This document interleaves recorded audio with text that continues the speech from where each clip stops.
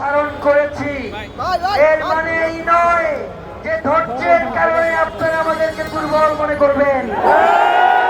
গতকালকেও তার ব্যাপারে আমরা জানিয়েছিলাম যে তার ব্যাপারে ব্যবস্থা গ্রহণ করেন।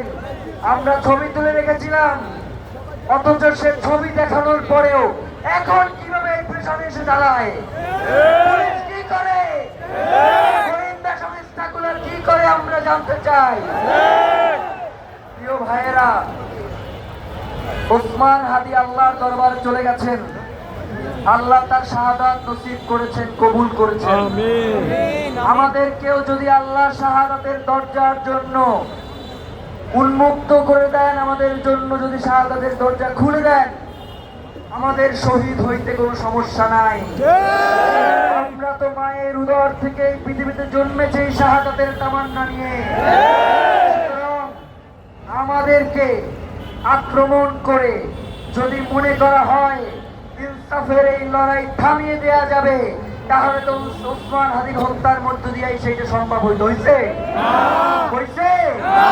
আপনারা কি হইতে দিবেন? প্রিয় ভাইয়েরা, এখন কোন সিদ্ধান্ত নেই নাই। এখন যেটা বলবো সেটা আমাদের আগের সিদ্ধান্ত। প্রচন্ড শিশির পড়ছে বৃষ্টির মতো, যার কারণে রাতে আমাদের এখানে অবস্থান করা আসলে সম্ভব না।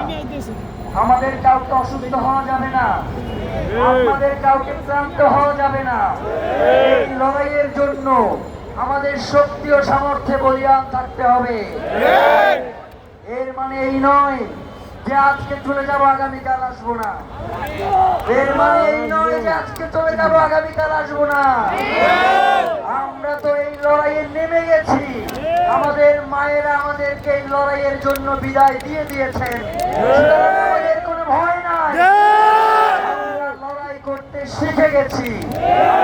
তোমরা কোনোভাবেই পথভ্রষ্ট করতে পারবা না। প্রিয় ভাইয়েরা, আমরা আমাদের ইনকিলাব মঞ্চের পক্ষ থেকে গতকাল আপনাদের সামনে 4 দফা ঘোষণা করেছিলাম। আপনাদের মনে আছে না? আমাদের ইনকিলাব মঞ্চের পেজে আমরা 4 দফা দিয়ে রেখেছি, আপনারা দেখে নেবেন। আমরা এই সরকারের আইজিপি এবং একজন ডিএমপি কমিশনার এবং উপদেষ্টা, পরিবেশ উপদেষ্টা, তিনি এখানে এসে আপনাদের সাথে কথা বলছিলেন না? তিনি আপনাদেরকে আশ্বাস দিয়েছিলেন না? এখন পর্যন্ত এই আশ্বাসের কোন বাস্তবায়ন কি আপনারা দেখতে পেয়েছেন? রাজনৈতিক দলগুলো থেকে আমাদেরকে জানানো হয় আমরা নাকি তাদের সাথে কোঅর্ডিনেট করতেছি না, তাদেরকে সহযোগিতা করতেছি না। ওসমান হাদির হত্যার বিচারের জন্য আপনি এখানে আসবেন, আপনাকে কি দাওয়াত দিয়ে এখানে নিয়ে আসতে হবে?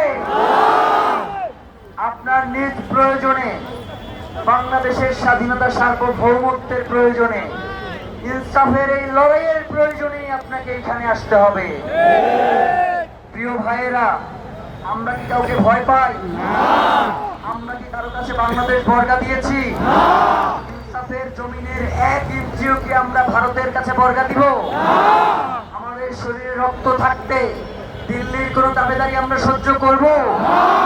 যদি নাই করে থাকি, তাহলে আজকে ইনকিলাব মঞ্চের পক্ষ থেকে আপনাদেরকে জানাতে চাই, আমরা প্রত্যেককে সহযোগিতা করতে চাই, আমরা প্রত্যেকের কাছেই যেতে চাই। আগামী 2 দিন আমরা বাংলাদেশের প্রত্যেকটি নিবন্ধিত রাজনৈতিক দলের কাছে যাব, তাদেরকে আমাদের এই আন্দোলনে তাদেরকে সামিল হওয়ার আহ্বান জানাবো। যদি তারা আমাদেরকে অসহযোগিতা করে, আমাদের কোনো ভয় নাই, এখানে নাম ধরে ধরে বলবো, ধরে ধরে বলে দেবো কারা চায় দিল্লির দাবিদারি, দিল্লির দাসত্ব স্বীকার করে ক্ষমতায় যেতে চায়। সুতরাং আপনাদেরকে আমরা একটা আহ্বান জানাই, আজকে শিশির পড়তেছিল তখন আমরা পিছনে গিয়ে একবার মিটিং করে আসছি। আমরা বলেছি যে আজকে আমার বক্তব্যের মধ্য দিয়ে এই অবরোধ কর্মসূচি আজকের মতো শেষ হবে। কবের মতো? আজকের মতো। তার মানে আমাদের অবরোধ কর্মসূচি কিন্তু শেষ হচ্ছে না। আগামীকাল এখানে যারা রয়েছেন আপনাদের প্রত্যেককে একটা আহ্বান জানাই, আগামীকাল আপনারা স্যালুটিং আওয়ার কালচারাল হিরো এই শিরোনামে সোশ্যাল মিডিয়া সহ যত মাধ্যম রয়েছে সবগুলোতে আপনারা যারা ধরেন একটা নজরুল সঙ্গীত গাবেন, ওখানে ওসমান হাদির উৎসর্গ করে নজরুল সঙ্গীতটা পোস্ট করবেন।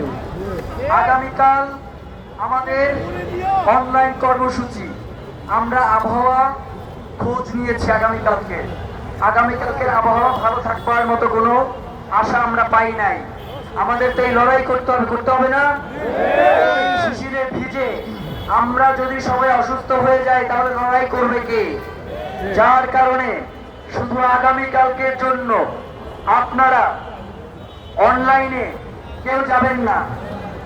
আমাদের প্রোগ্রাম শেষ হয় না, বক্তব্যের পরে আমার প্রোগ্রাম শেষ হবে না, প্রোগ্রাম চলবে। অনলাইনে আগামীকালকের জন্য শুধু আপনারা স্যালুটিং আওয়ার কালচারাল হিরো এই শিরোনামে ডকুমেন্টারি, বক্তব্য, গান যা কিছু রয়েছে আজাদির জন্য, শহীদ ওসমান হাদির জন্য, সেগুলো আপনারা জনতার কাছে দেশে বিদেশে পৌঁছে দিবেন। পারবেন না? শহীদ ওসমান হাদিকে এতটুকু সম্মান জানাতে আপনারা পারবেন না? আমরা দেখেছি